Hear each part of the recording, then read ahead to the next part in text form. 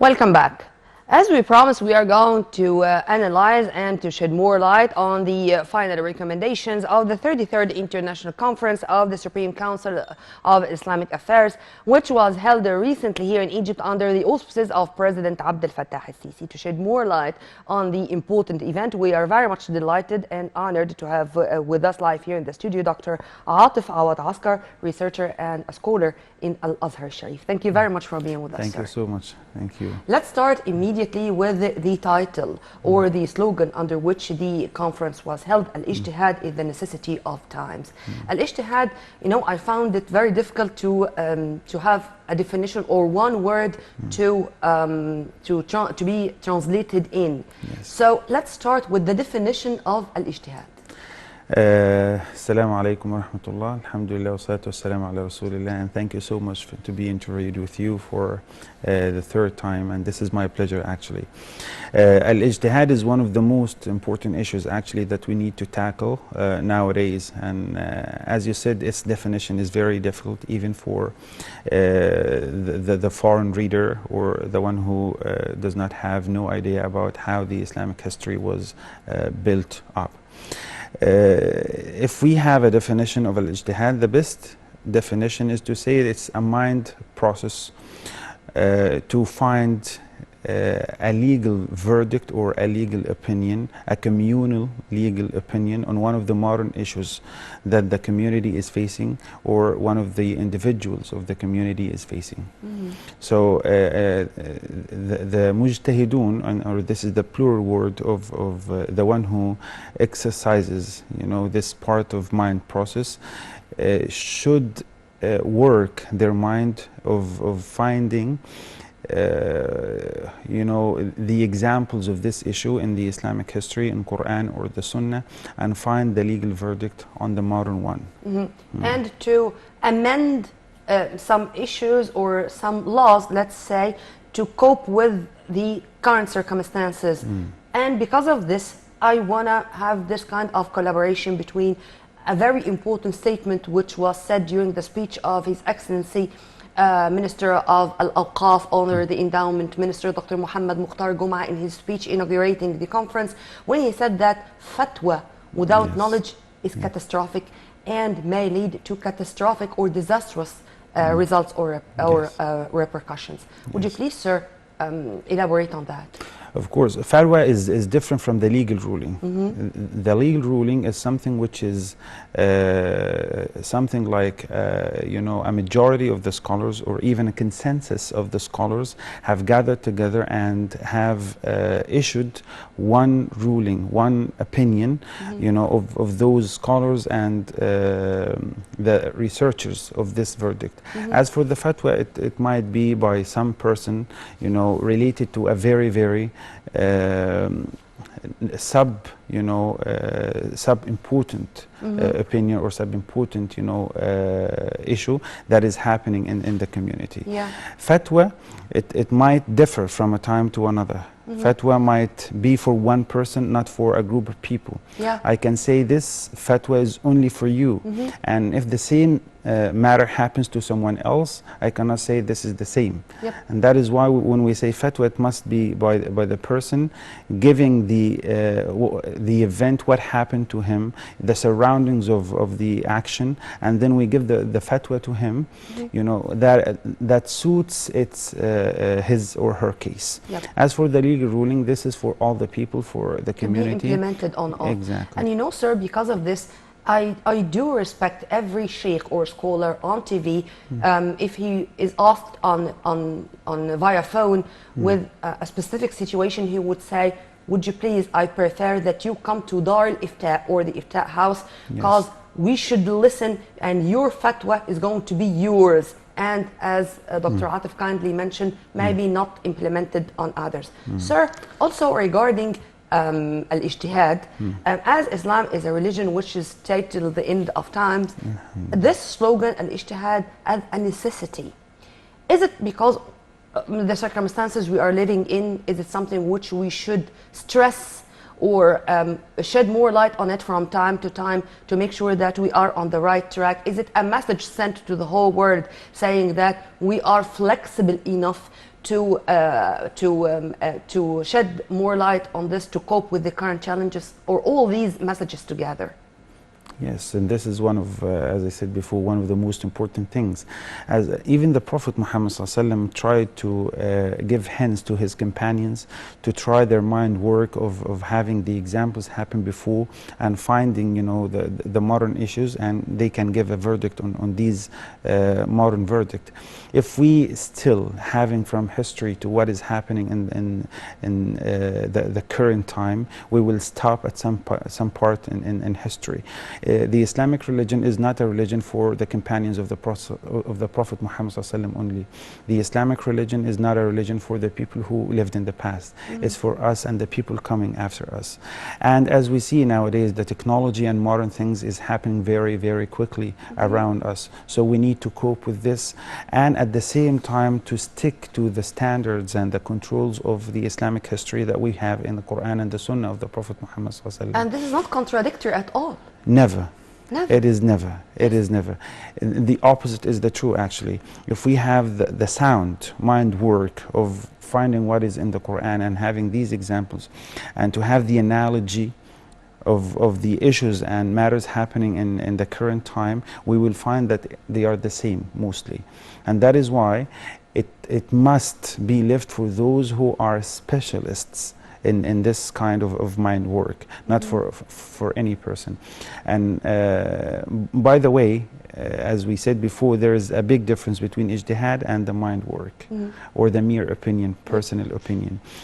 We were discussing this before yes. Going on air, because there were things, al-mujtahid is something, and mind work is for all Muslims, but there are such big differences. We are ordered by God to reason things. Reasoning is a must for all people on earth. But al-mujtahid, it's a different story. An example of this, what happened to the companions of the Prophet Muhammad ﷺ when he said, none of you should pray the al-Asr prayer except in Bani Qurayza. And this is a place which is near to Al-Madinah.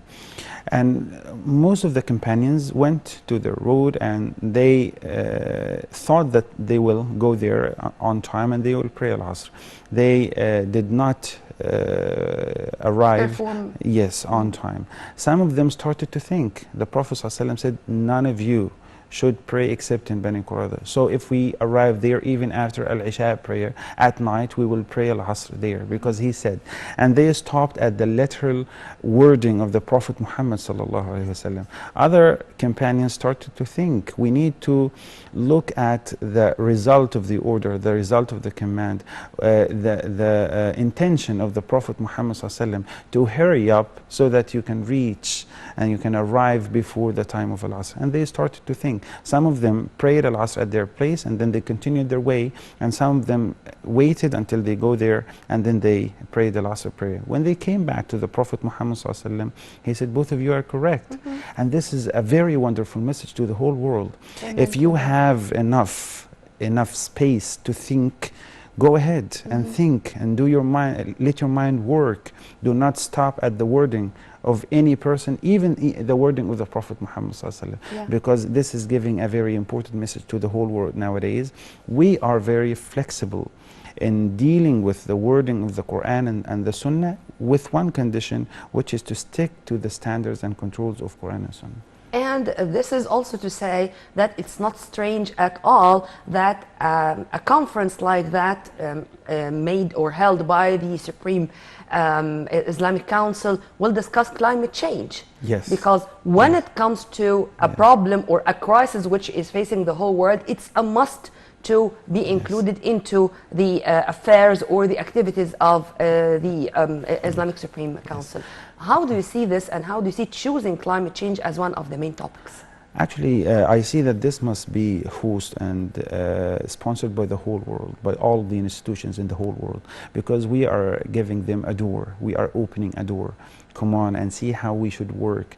You have a very distorted image about Islam, that it's a religion of violence or terrorist or whatever that the people are saying in the West or any other place.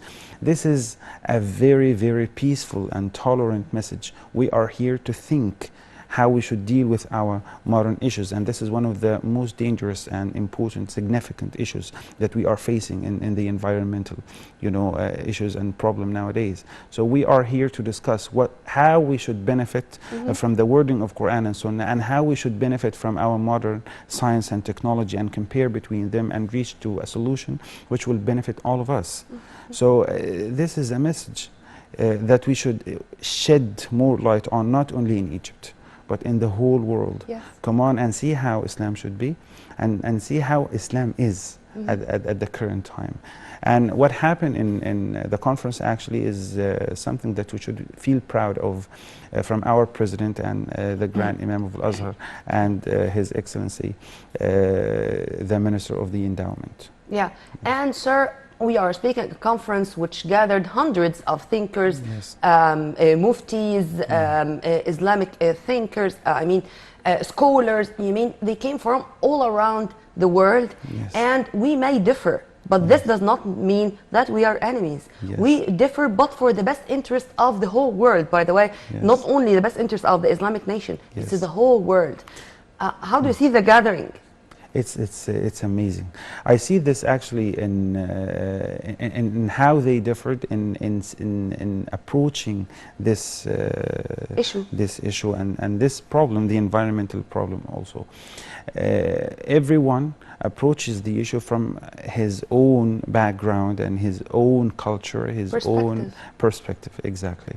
So if we gather together in this way, in every issue that we face in the whole world, we will live in a very peaceful world. We will never differ. Yes, we differ, but we agree that we respect each other. Amen.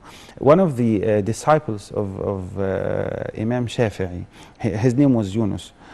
This person or this student attended around 30 years of the lectures of Imam Shafi'i, and sometime he heard him saying something, and he was completely contradicting with him, disagreeing with him in this matter. He went to his home and he left the lecture of the Imam, and then the Imam noticed that this student was absent. He went to his house and knocked at his door. He said, "Who is on the door?" He said, "Muhammad ibn Idris." This is the name of Imam Shafi'i. He said, "I started to think, who is Muhammad ibn Idris? Yeah. He will never ever come here, because it's around 30 years I never saw him except between his mosque and house. He's completely concentrated in this." And then when he opened the door, he found Imam Shafi'i. He said, "Oh, Yunus, we agree with each other in hundreds of issues, and one only matter make us disagree." So we Very should, logical. Exactly. So come on, and we can disagree in lots of issues. And this means that we should accept each other and respect our opinions. And this means also that the recommendations of the conference, it's very useful to exchange visions, views, and not only with our institution here of Al-Azhar, but also with other Islamic institutions worldwide, despite the fact that we do appreciate the full respect of all Islamic institutions to Al-Azhar. True? Yes, of course. I do agree. Yeah. Yes. And to continue with that, sir, how do you see holding so many conferences or gatherings like that? Because whenever we gather in certain summits, let's say, or conference, we are going to come up also with more results for the best interest of humanity at large. Yes. If you want to elaborate on this. Of course I want to do this. I want to give my opinion about this, actually, and if there is a possibility to be applied. We should be very precise in implementing the recommendations of these conferences. And one of the most important things, not every individual, whether in Egypt or outside, is allowed to give any individual verdict or any issue. Because this is really making a very, very big trouble in the community.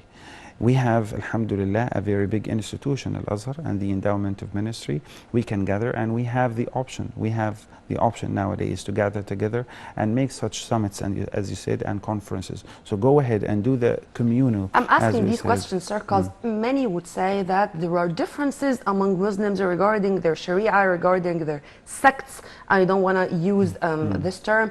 And there are countries which apply certain laws and others no, some stuff like that. But with these gatherings, we send a very clear message. We are all one, and we are all gathered under the same word, Islam. Yes. True? It is true. And this happened even with the Prophet Muhammad ﷺ and his companions.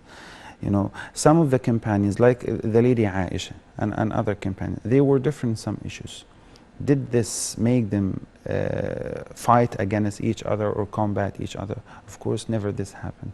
So we say we have the wording of the Quran and the Sunnah, and we have consensus on some issues. We have, like what we say, the majority of the opinions on some very issues. After this, the door is open. Come on and think, and let's disagree.